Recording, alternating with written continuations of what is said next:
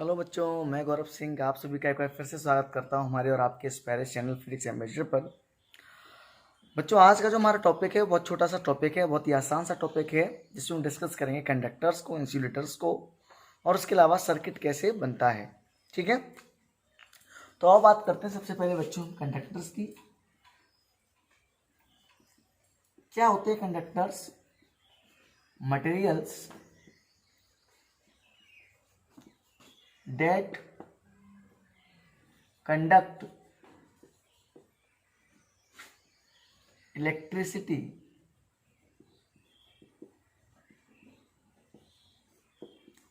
easily are called good conductors or conductors। ठीक है, मतलब ऐसे सभी मटेरियल जिनसे इलेक्ट्रिसिटी पास हो सकती है उसे हम कहते हैं कंडक्टर्स। और मोस्टली मेटल्स जो होते हैं वो अच्छे कंडक्टर होते हैं, क्योंकि उनके पास क्या होते हैं? Free electrons. क्या होते हैं? Free electrons. Metals are good conductor. Metals are good conductor because they have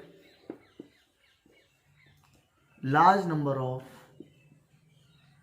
free electron. Free electron क्या है ये मैंने आपको पिछले वीडियो में बताया था, मैं फिर से एक बार बता देता हूँ। फ्री इलेक्ट्रॉन क्या होते हैं बच्चों? मैंने आपको बताया था कि अगर मान लो कोई एक एटम है जिसके बीच में आपके न्यूट्रॉन प्लस प्रोटॉन होते हैं और साइड्स में इनकी जो बाहर शेल्स होती हैं यहाँ इलेक्ट्रॉन फील्ड होते हैं। तो बच्चों अंदर वाली जो शेल होती है उसमें इलेक्ट्रॉन टाइटली बाउंड रहते हैं, जिसकी वजह से ये तो कभी फ्रीली मूव नहीं करते, लेकिन जो बाहर की लेयर होती है लूजली बाउंड होते हैं। कैसे बाउंड होते हैं?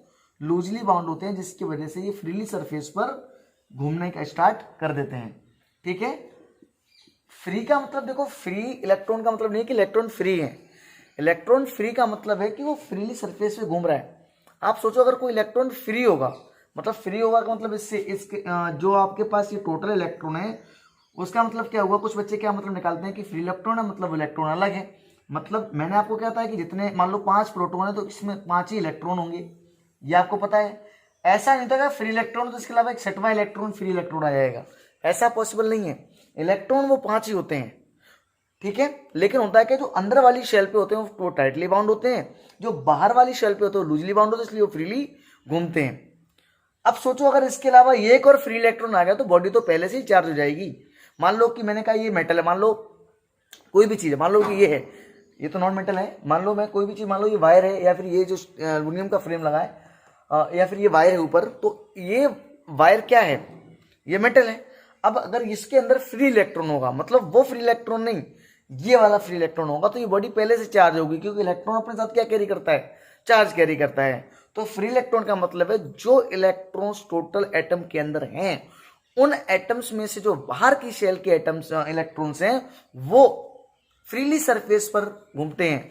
क्यों घूमते हैं मैंने आपको ये बताया था, क्योंकि इनके लिए रूम टेम्परेचर एक हाई टेम्परेचर की तरह काम करता है, जिससे इन इलेक्ट्रॉन्स की काइनेटिक एनर्जी बढ़ जाती है और ये फ्रीली सरफेस पर मूव करना स्टार्ट कर देते हैं।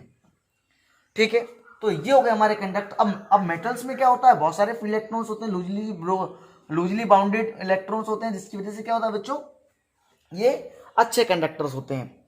अगर मैं बात करूं बच्चों इंसुलेटर्स की, तो इंसुलेटर कौन होंगे? जो इलेक्ट्रिसिटी को कंडक्ट नहीं करते। इलेक्ट्रिसिटी को कंडक्ट नहीं करते मतलब उनके पास number of free electron is very less. तो व्हाट इज इंसुलेटर? मटेरियल्स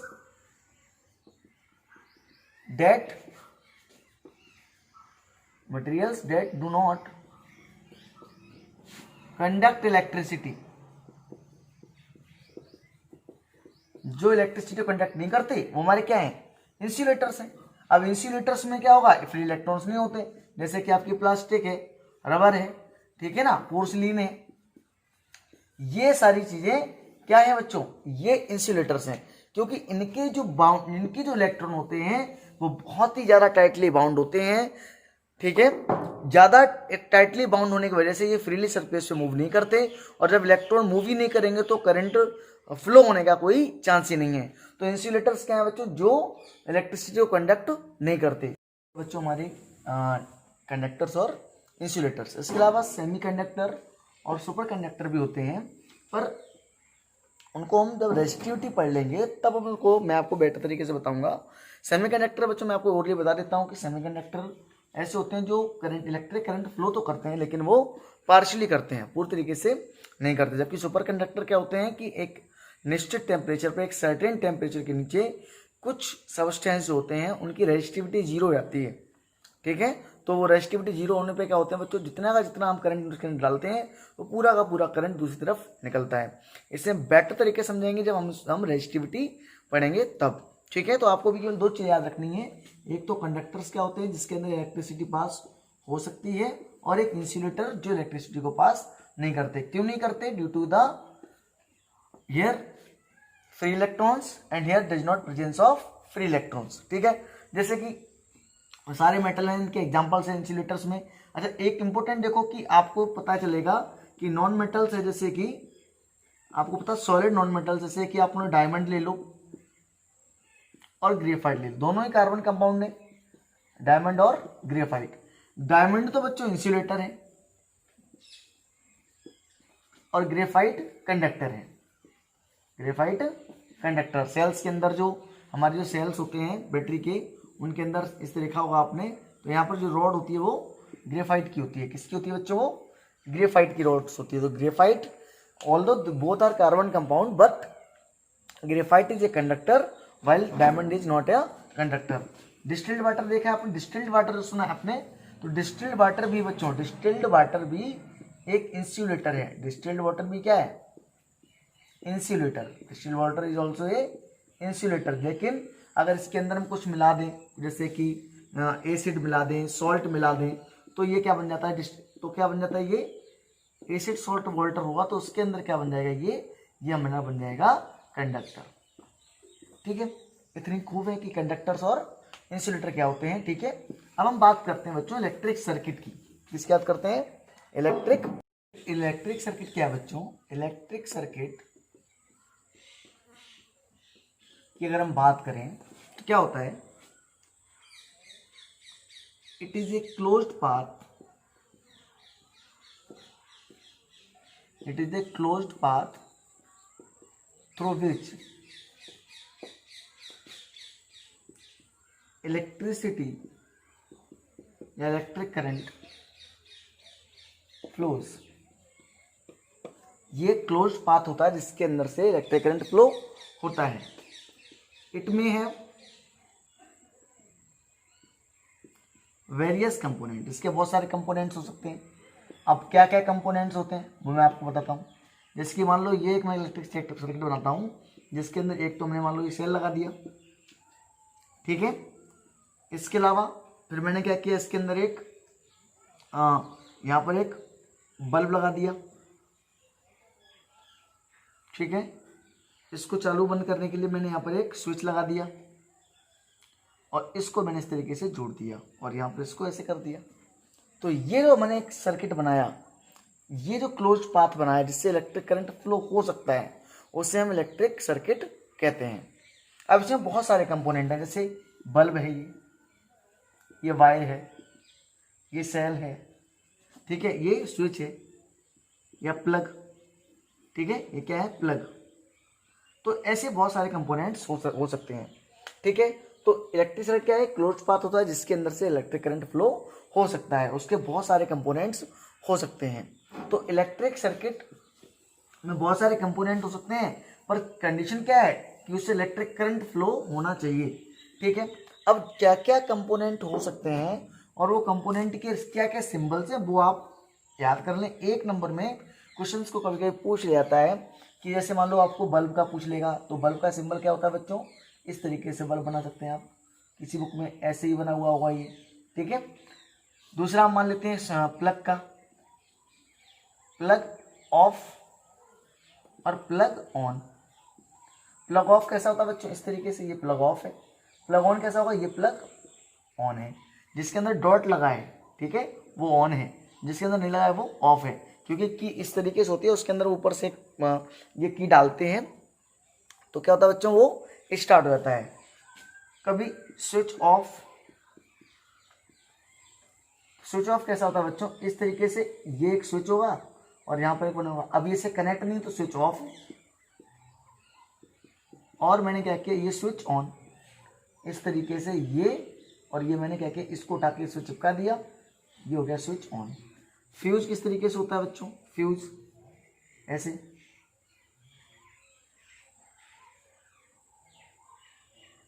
इस तरीके से,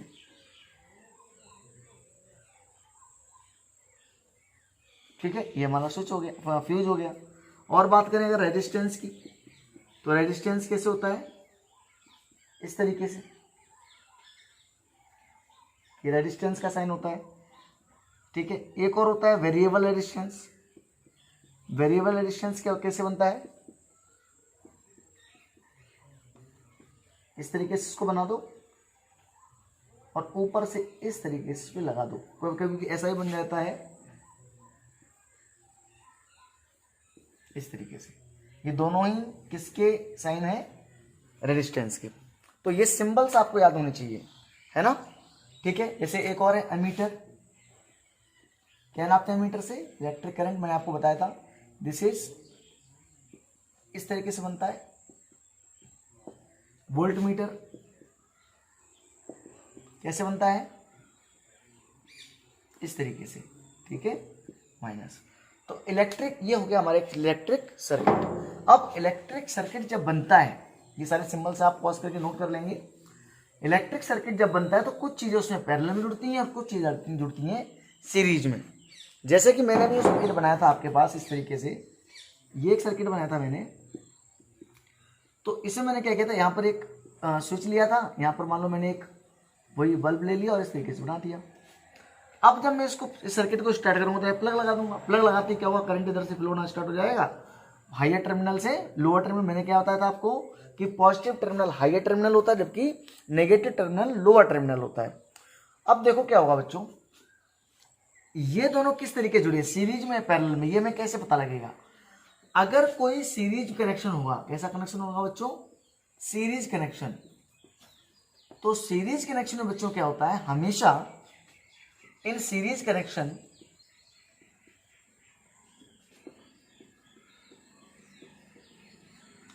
the current flow through one component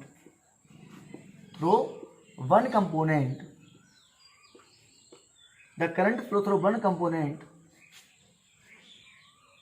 also flow from the rest। मतलब सीरीज कनेक्शन में क्या होता है कि जितना करंट पहले कंपोनेंट से जाएगा उतना ही करंट उसके दूसरे कंपोनेंट से भी जाएगा। मान लो इसके आगे मैंने क्या किया, एक ऐसे रेजिस्टेंस लगा दिया। अब जितना करंट इस बल्ब में, मान लो यहाँ पे 2 एम्पियर का करंट फ्लाई हुआ, तो यहाँ पे फ्लो हुआ तो 2 एम्पियर का यहाँ, तो 2 एम्पियर का यहाँ और 2 एम्पियर का यहाँ। जितना करंट होगा एक कंपोनेंट में फ्लो, उतना ही करंट बाकी के सारे कंपोनेंट में अगर फ्लो हो रहा है तो समझ सकते हैं आप कि वो सीरीज कनेक्शन कैसा है, सीरीज कनेक्शन है। मतलब सीरीज कनेक्शन में करंट हमेशा सेम क्वांटिटी या सेम मैग्नीट्यूड का फ्लो होता है पूरे कंपोनेंट्स में।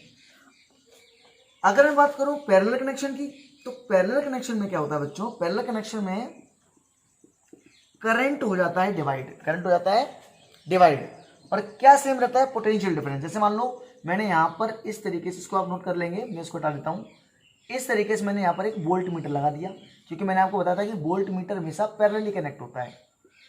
अब जितना करंट यहां फ्लो हो रहा है, क्या बराबर दोनों में करंट फ्लो हो रहा है, हमें नहीं पता, मुझे नहीं पता ये कितना करंट खाएगा, पर मुझे ये पता है कि इस पॉइंट और इस पॉइंट के बीच का जो पोटेंशियल डिफरेंस होगा वो सेम होगा, क्योंकि पोटेंशियल डिफरेंस क्या नापेगा, इस वायर से इस पॉइंट के बीच का पोटेंशियल डिफरेंस। तो अब मैं अगर एक कंपोनेंट और भी लगाता हूं यहां पर, तो उसका पोटेंशियल डिफरेंस और इसका पोटेंशियल डिफरेंस दोनों कैसे होंगे, सेम होंगे। इस कंडीशन में हम कह सकते हैं कि जो पोटेंशियल डिफरेंस है वो जो हम पोटेंशियल मीटर लगाएंगे यहां पर, या जो वोल्ट मीटर लगाएंगे, वो क्या होगा बच्चों, हमारा पैरेलली कनेक्ट होगा। तो इन पैरेलल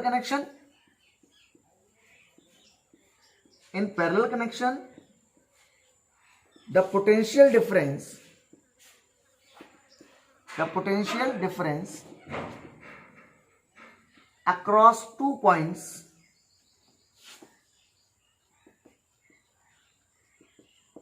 इज सेम।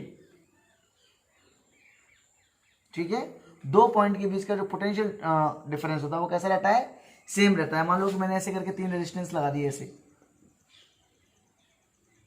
ऐसे लगा दिए, और यहां पर मैंने एक वोल्ट मीटर लगा दिया ऐसे। तो जितना इन सब का जो इस पॉइंट से इस पॉइंट के बीच का जो पोटेंशियल होगा वो सेम रहेगा। ठीक है, इन सब का अपना अलग अलग हो सकता है, पर इसका कैसे पूरे में क्या रहेगा, सेम। ठीक है, तो इसे हम कहते हैं पोटेंशियल डिफरेंस, या इसको कहते हैं पैरेलल कनेक्शन। तो हमने क्या सीखा कि पैरेलल कनेक्शन में हमेशा जितना करंट पहले से फ्लो होगा उतना ही करंट दूसरे कंपोनेंट से फ्लो होगा, जबकि पैरेलल कनेक्शन में 2 पॉइंट के बीच का पोटेंशियल डिफरेंस सेम रहेगा। तो पैरेलल में क्या सेम रहता है, पोटेंशियल डिफरेंस, जबकि सीरीज में क्या सेम रहता है, इलेक्ट्रिक करंट। ठीक है, तो हम जानते हैं एमीटर हमारे किस काम में आता है, करंट नापने में, एम्पियर नापने में, और एम्पियर हमेशा कैसे जुड़ता है, सीरीज में, यानी एमीटर कैसे जुड़ता है, हमेशा सीरीज में। ऐसे ही वोल्ट मीटर किस काम में आता है हमारे, वोल्ट मीटर किस काम में आता है हमारे, वोल्टेज नापने में या पोटेंशियल डिफरेंस नापने में। वो कैसे होता है कनेक्ट, पैरेलल में। तो ये था डिफरेंस सीरीज में और पैरेलल में। सीरीज में करंट सेम रहता है, जबकि पैरेलल में पोटेंशियल डिफरेंस सेम रहता है 2 पॉइंट के बीच में। ये बात आपको याद कर लेनी है। ठीक है, कंडक्टर्स क्या होते हैं, इंसुलेटर्स क्या होते हैं, ये मैं आपको पहले बता चुका हूँ। ठीक है, तो ये था हमारा कैसे इलेक्ट्रिक सर्किट बनता है। इलेक्ट्रिक सर्किट में क्या होता है, सारे कंपोनेंट्स होते हैं बहुत सारे, जिनमें करंट फ्लो होता है। क्या क्या सिंबल्स है वो सिंबल्स आपको याद होने चाहिए। ठीक है, इसके अलावा आगे की पढ़ाई हम नेक्स्ट वीडियो में करेंगे, तब तक पढ़ते रहिए। All the very best. और अगर आपको ये वीडियो अच्छी लगी हो तो लाइक शेयर और सब्सक्राइब जरूर करें। Thank you.